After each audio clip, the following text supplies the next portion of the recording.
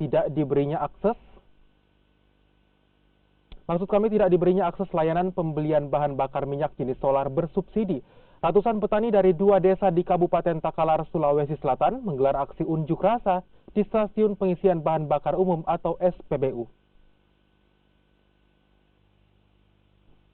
Sambil membawa traktor sebagai bentuk kekecewaan atas pelayanan pihak SPBU yang melarang petani untuk membeli solar bersubsidi untuk bahan bakar traktor.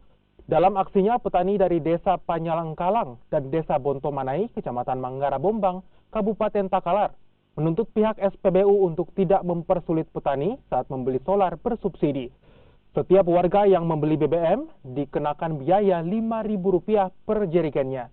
Pihak SPBU berjanji akan memenuhi tuntutan petani, namun dengan syarat setiap petani yang melakukan pembelian bahan bakar minyak harus terlebih dahulu menyertakan surat rekomendasi dari kepala desa ataupun dinas terkait.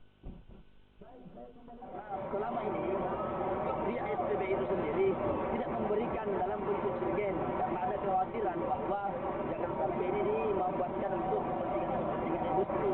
Tetapi satu hal yang perlu diingat bahwa tidak mungkin dalam bentuk kemasan jerigen misalnya 20 liter, lalu kemudian itu dimanfaatkan untuk industri. Sangat tidak rasional untuk digunakan. Jadi ada rekomendasi dari pihak pemerintah, yaitu dari kelurahan untuk skala kecil, dari desa, ataupun harus melalui dinas KPD Partai.